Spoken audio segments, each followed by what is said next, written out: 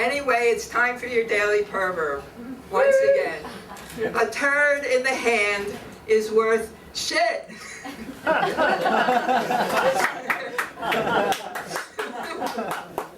Two, the wages of sin are not enough. Three, 'tis better to have loved and lost than get stuck with some schmuck who didn't care about you in the first place. Okay, now I am going to read a little essay I threw together, short, so I won't bore you, called Why Tuli Was a Great Boyfriend. This essay was inspired by a simple but moving Yoko Ono Facebook post. She wrote, "John told me he loved me every day. I was lucky." Well, that's nice for a start, but Tuli did a lot more than that. He was an amazing boyfriend. Considering that he was married and remained married to his wife of 40 years, Sylvia Top, who financed his largely non-commercial career, this was an amazing feat. For one thing, he was durable. He lasted 20 years until his body gave out. He wasn't one of those poor quality boyfriends that break off like cheap plastic toys from the slightest stress. For instance, if he was screaming at me over the phone and I hung up on him, he would call right back saying, "You're not getting away like that." He was tenacious. He didn't give up easily or at all. He was a great boyfriend because he wasn't into externals. You didn't have to look like a Barbie doll or a Playboy bunny or RuPaul's Drag Race to interest Tuli. He cared about what was in your mind, really. He cared about your politics. Charm is deceitful, beauty is vain, said Tuli's favorite book of Proverbs. Tuli mistrusted ladies who played too heavily on their looks. He sang, "If you want to be happy for the rest of your life, never make a pretty woman your wife." He didn't care what you wore or what you weighed. He hated fashion. He would quote Thoreau, "Any place you have to change your clothes for is not worth going to." Tuli was a true male feminist, not one who just says he is to get laid. He was never a macho pig or rhinoceros. Someone even called him an honorary woman.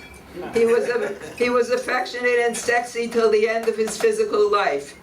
He encouraged me in writing, drawing, even singing, something I have no talent for at all. If we collaborated, he always gave me credit, though in the eyes of the world it was his creation, because he had the name. He always tried to equalize rather than lord it over me. Tuli was generous. He handed dollars to beggars if he had some cash. He was always buying little presents for me and other people. Funny 99-cent store kitsch presents or books, and more books. E.g. a first edition of Murger's La Vie de Bohème, completely falling apart, that he scored for $1 at the Strand. Tuli liked to give presents, but never went for Christmas and birthdays, where giving is culturally enforced and demanded. Tuli was trustworthy. His word was solid. He didn't welch, double-cross, or disappoint. If he had to break a promise, he would apologize and try to make it up some way.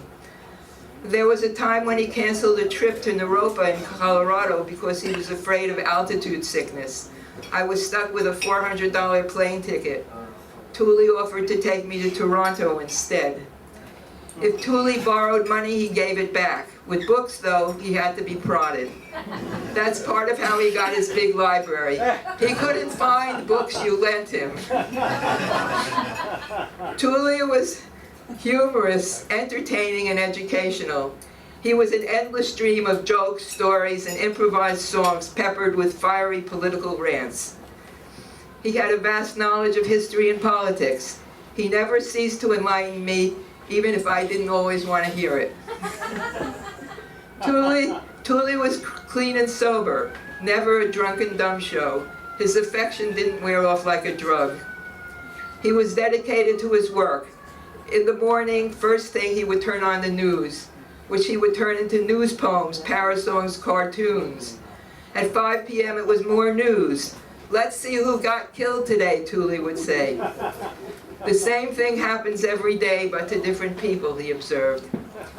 Yes, Tuli was a great boyfriend because he took me to exotic places. Brighton Beach, Borough Park, Battery Park, Prospect Park, the Duck Pond at Central Park. And he took me on a tour of the Netherlands. It was always fun traveling with Tuli. I never felt alone. Tuli was helpful. I'll never forget the sight of him coming up Spring Street in midwinter with a shovel to shovel my vending display out of the snow. Tuli was a real mensch. When he died, someone wrote me, "At last you emerged from the shadow of the great man." I wrote back, "I always felt like I was in the sunshine." So I could say with Yoko Ono, I was lucky. Tuli was a great boyfriend.